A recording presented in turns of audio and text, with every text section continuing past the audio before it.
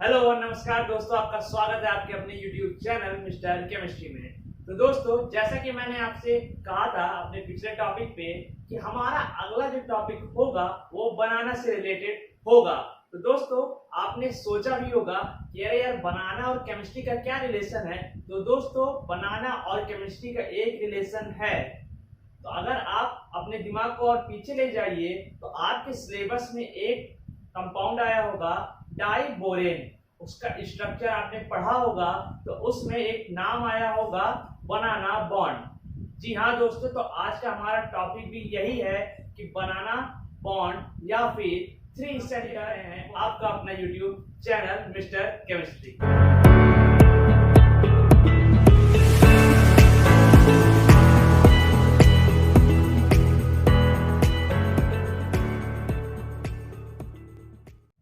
तो दोस्तों, आज हम सीखेंगे कि बनाना बॉन्ड होता क्या है।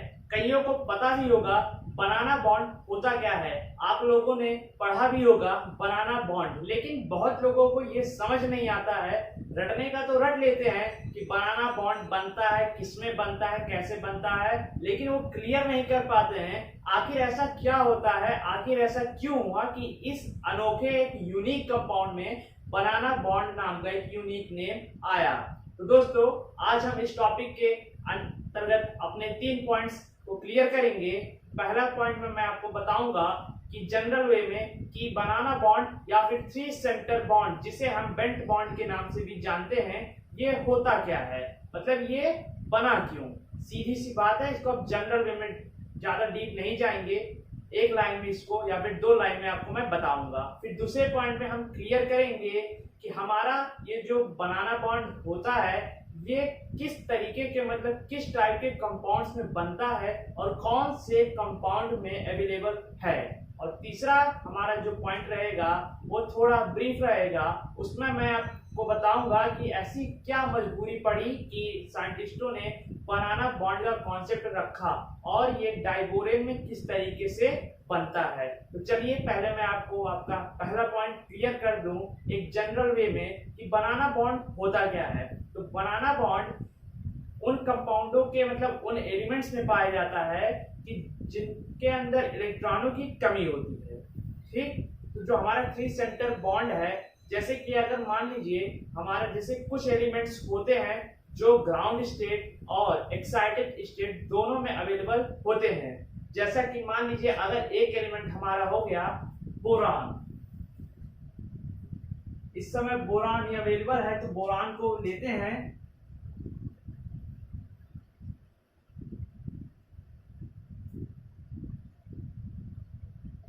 जिसे हम B से एलिमिनेट करते हैं। तो B से इसको दर्शाते हैं जिसका एटॉमिक नंबर होता है 5। तो दोस्तों, अगर हम देखते हैं कि बोरान जो है हमारा, इसका अगर इलेक्ट्रॉनिक कॉन्फ़िगरेशन आप करोगे, मतलब ग्राउंड स्टेट में अगर हमारा है, तो इसका जनरल और सिंपल वाला इलेक्ट्रॉनिक कॉन्फ़िगरेशन अगर आप कर रहे हो, तो जो बोरान होगा उसका आप सिंपल जब निकालोगे इलेक्ट्रॉनिक कॉन्फ़िगरेशन तो कुछ इस टाइप से होगा।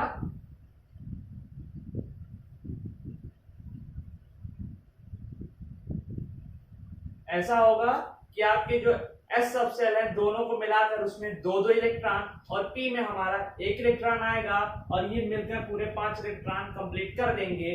तो इसका अगर हम हमारे जो यहाँ पे सबसेल्स हैं इनके ऑर्बिटल्स को बनाकर उसमें इलेक्ट्रॉन को भर के देखें, तो मैं आपको बताऊंगा कि ग्राउंड स्टेट और एक्साइटेड स्टेट में अंतर क्या होता है। मतलब कि कोई भी एलिमेंट ग्राउंड स्टेट से एक्साइटेड स्टेट में जाता है तो उसमें क्या अंतर पड़ता है, देखिए ध्यान से। तो इसका अगर हम सबसेल को अपना बनाते हैं तो कुछ इस तरीके से आएगा।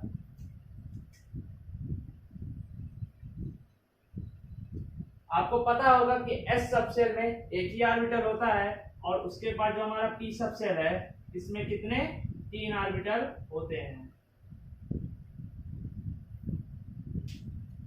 तो ये हमारा तो यस हो गया 2s का ये, और ये जो हमारा पी होगा, पी सबसेल में 3 ऑर्बिटल कौन से होंगे, पहला होगा हमारा 2px, दूसरा होगा 2py और तीसरा होगा 2pz। ठीक है, ऐसे करके हमारे जो तीनों मतलब सब्सटेंस हैं एस और पी, उनके ऑर्बिटल्स, अब देखना है कि इसमें इलेक्ट्रॉन किस तरीके से फिल होंगे।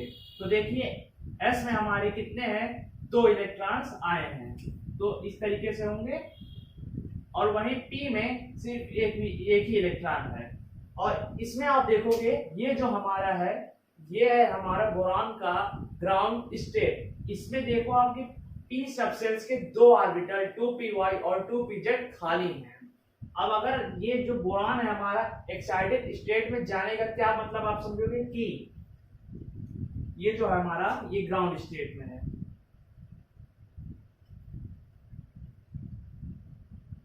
ये वाला। अब देखिए अगर एक्साइटेड स्टेट में कोई एलिमेंट जाता है तो उसका मतलब क्या है, यहाँ पे जो 2 इलेक्ट्रॉन थे, मतलब हमारा s जो सबसेल्स है उससे p सबसेल में, मतलब ये जो हमारा इलेक्ट्रॉन कूद के इस पे आ जाएगा। एक्साइटेड स्टेट मतलब यहाँ से इलेक्ट्रॉन हट के अगले वाले ऑर्बिटल में चला जाता है, यही होता है एक्साइटेड स्टेट। तो अगर एक्साइटेड स्टेट के हिसाब से अगर हम लोग निकाल लें इसका इलेक्ट्रॉनिक कॉन्फ़िगरेशन बोरॉन का, तो कुछ इस तरीके से आएगा।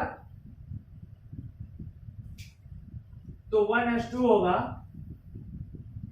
और फिर अगला हो जाएगा 2s1, क्योंकि एक इलेक्ट्रॉन जो है हमारा कूद के चला गया p में, तो 2s1 हो गया, और यहाँ 2px 2py और 2pz, तो 2px में हमारा 1 आ जाएगा, और एक इलेक्ट्रॉन जो यहाँ से कूद के गया था वो चला गया 2py में, और 2pz में 0 इलेक्ट्रॉन्स हैं। और अगर इसका हम ऐसा ऑर्बिटल्स बना के इलेक्ट्रॉन को अगर फिर कर दे तो किस तरीके से आएंगे इलेक्ट्रॉन्स,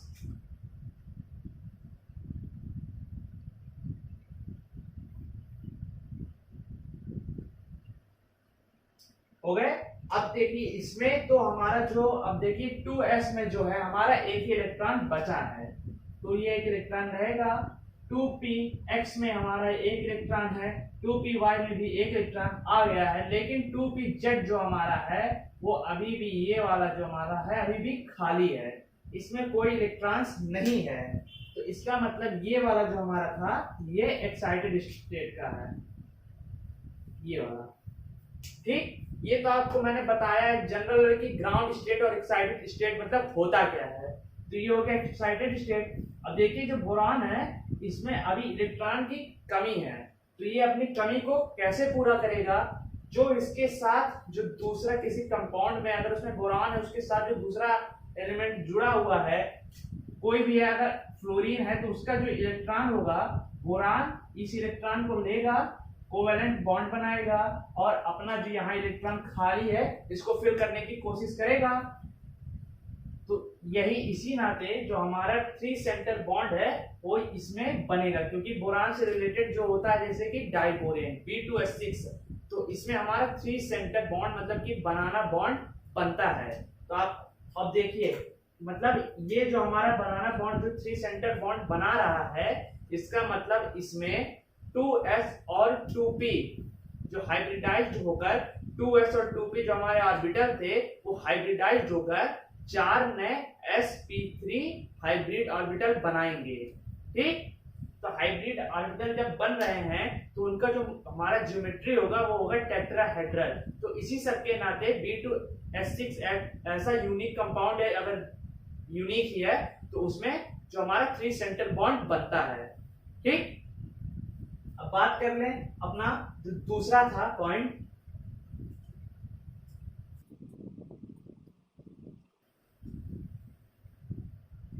तो दूसरा पॉइंट हमारा था कि ये जो बनाना बॉन्ड होता है वो किस टाइप के कंपाउंड्स में बनता है और कौन से कंपाउंड में बनता है।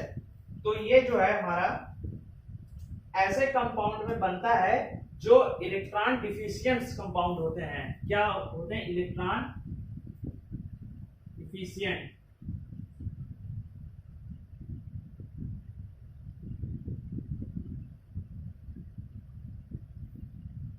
इलेक्ट्रॉन डिफिशिएंट कंपाउंड मतलब जिन ऐसे एलिमेंट्स या फिर ऐसे कंपाउंड जिनमें एलिमेंट्स का जो हमारे सेंट्रल एटम्स होते हैं वो उनके पास इलेक्ट्रॉनों की कमी होती है, वो होते हैं इलेक्ट्रॉन डिफिशिएंट कंपाउंड्स, या फिर जो हमारा आ गया उसमें और ये बनता किसमें है, तो ये तो जनरल सी बात है।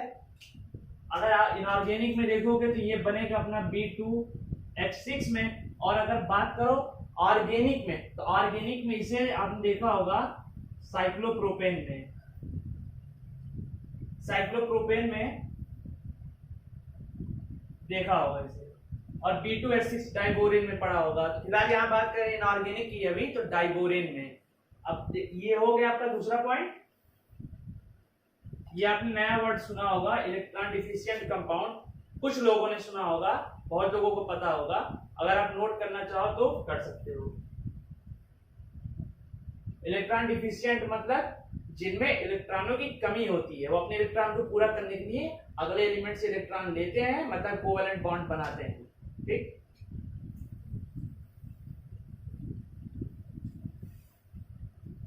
अब बात कर लें अपना तीसरा पॉइंट, जो थोड़ा सा बड़ा है। इसको मैं आपको एकदम ब्रीफ में बताऊंगा कि ऐसी क्या जरूरत पड़ी कि बनाना बॉन्ड को लाना पड़ा, इसका कॉन्सेप्ट क्यों आया साइंटिस्टों के दिमाग में, और ये B2H6 में डाइबोरेन में किस तरीके से बनता है। तो पहला हम शुरू करते हैं अपने डाइबोरेन के स्ट्रक्चर से। डाइबोरेन का स्ट्रक्चर मतलब हमारा B2H6, ठीक। और देखिए एक और इसी के सिमिलर एक कंपाउंड है, वो क्या है, C2H6, एकदम सिमिलर है, बस यहाँ पे कार्बन की जगह क्या है, बोरॉन है। अब C2H6 अगर आप स्ट्रक्चर बना रहे हो तो कुछ इस तरीके से बनेगा।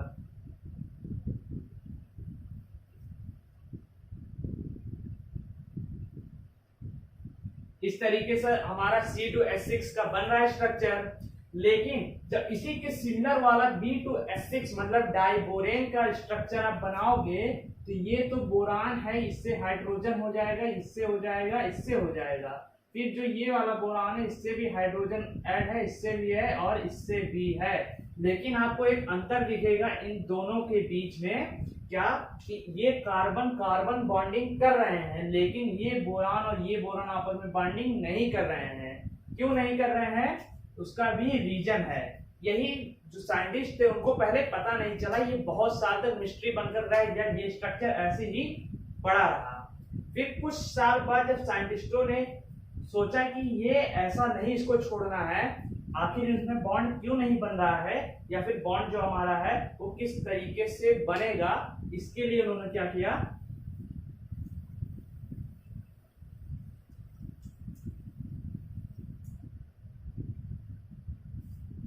इसके लिए उन्होंने इलेक्ट्रॉन डिफ्रैक्शन स्टडीज की।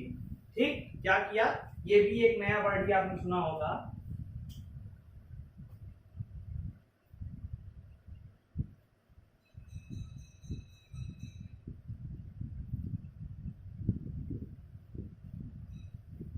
Electron diffraction studies. अब ये इलेक्ट्रॉन डिफ्रैक्शन स्टडीज क्या होता है, तो इलेक्ट्रॉन डिफ्रैक्शन स्टडीज से हम किसी दिए हुए कंपाउंड का क्या क्या पता लगा सकते हैं, उसका स्ट्रक्चर, उसका बॉन्ड एंगल और उसका बॉन्ड लेंथ। इस चीज के बारे में हम इलेक्ट्रॉन डिफ्रैक्शन स्टडीज करके किसी भी कंपाउंड का ये तीन चीज पता लगा सकते हैं। तो अब साइंटिस्टों ने जो है डाइबोरेन का हमारा B2H6 का स्ट्रक्चर पता लगाने के लिए उसमें इलेक्ट्रॉन डिफ्रैक्शन स्टडीज की।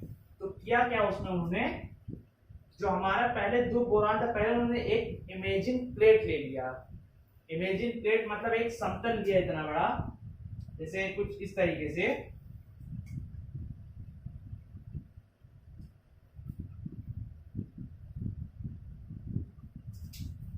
इसको पहले हटाते हैं हाथ से।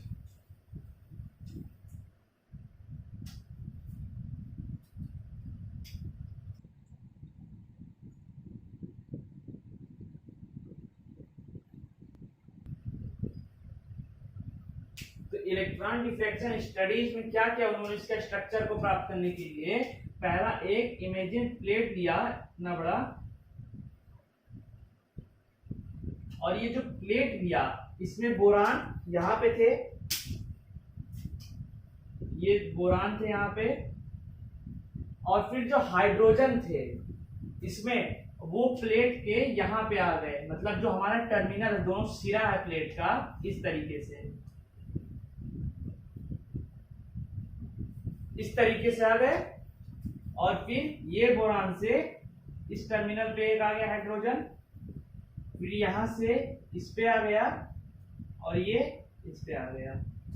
ऐसे तो आ गए, लेकिन अब बाकी जो बच रहे थे दो हाइड्रोजन, ये तो प्लेट में ही थे अपने, लेकिन एक प्लेन में थे अपने, तो बाकी बचे दो हाइड्रोजन, वो थोड़ा इन दोनों से क्या कर गए, दगाबाजी कर गए और वो अपना रास्ता बदल के आ गए यहां पर।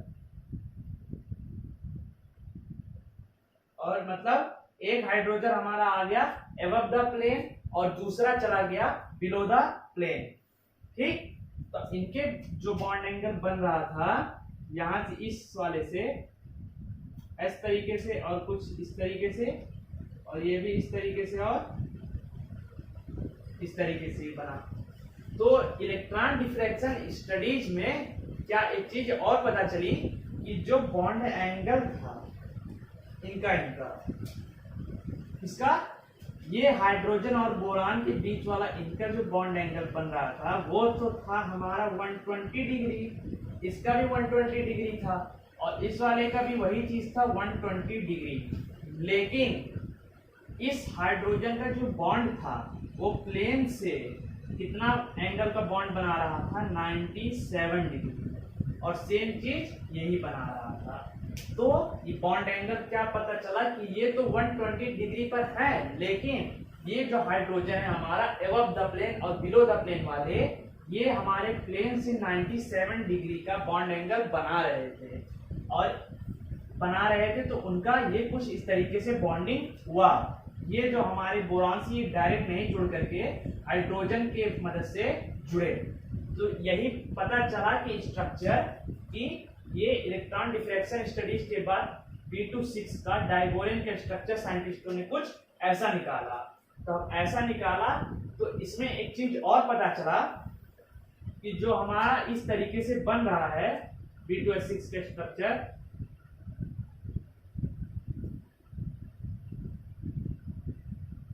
और जो यहाँ वाले हाइड्रोजन हैं ऐसे, तो इनका जो ये बॉन्ड है ये तो एकदम सीधा बॉन्ड है ये, लेकिन जो इनका वाला बॉन्ड है वो लीनियर नहीं बनता, वो लीनियर नहीं बन रहा था। और लीनियर नहीं बनने का मतलब क्या, वो थोड़ा सा था बेंड।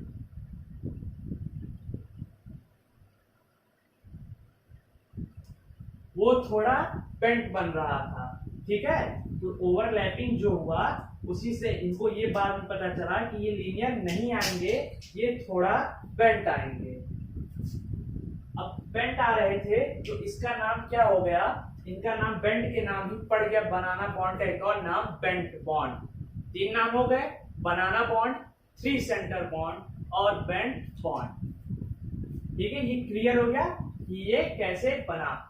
आपको नया शब्द भी बताया, इलेक्ट्रॉन डिफ्रैक्शन स्टडीज और इलेक्ट्रॉन डिफिशिएंट कंपाउंड। ये सब याद रखो, ये सब थोड़ा ओवर वाले हैं सब, लेकिन ये आपको आगे काम आएंगे। ठीक, तो ये तो बन गया। और फिर जब इनका इन्वॉल्व हुआ इस वाले हाइड्रोजन का, तो ये कुछ इस तरीके से आ गए। मतलब यही जो उनका था फाउंडेशन, ये जो थे ये इस तरीके से हो गए, कुछ ये हो गए, और फिर ये जो थे ऐसे ऐसा हो गया। तो इसी नाते ये देखिए जो हमारा ऐसा बन रहा है स्ट्रक्चर, ये बनाना की तरह बन रहा है, केले की तरह बन रहा है कि नहीं बन रहा है, बन रहा है। तो इसी नाते इसका नाम भी हमारा आ गया बनाना बॉन्ड। ठीक, क्लियर।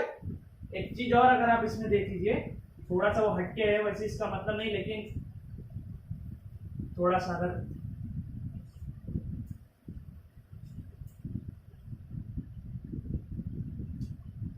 तो फिर इसके बाद जो हमारा है, थोड़ा सा चलते हैं आइसोमेरिज्म में, ऑर्गेनिक में। आइसोमेरिज्म के हिसाब से एक उसमें शब्द आता है कि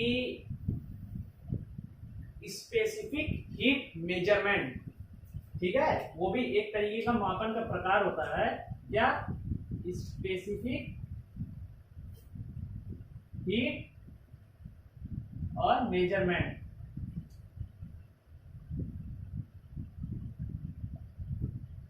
जब उन्होंने कराया स्पेसिफिक हीट मेजरमेंट क्या होता है, इसका मतलब हम ये जानते हैं इससे कि जो कंपाउंड है उसमें रोटेशन, उसके बॉन्ड में रोटेशन होगा या नहीं होगा। ये थोड़ा आइसोमेरिक में आ गया कि बॉन्ड में रोटेशन होगा या नहीं होगा।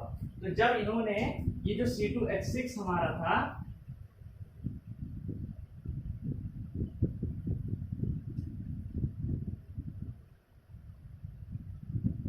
C2H6 में जब स्पेसिफिक हीट मेजरमेंट किया तो उनको क्या पता चला कि ये जो हमारा जो बॉन्ड है इसमें हमारा रोटेशन जो है वो अवेलेबल है, मतलब यहाँ इस बॉन्ड पे रोटेशन हो सकता है। लेकिन जब वहीं पे इन्होंने क्या किया, B2H6 में बनाया, जो जिसमें बनाना बॉन्ड बन रहे थे,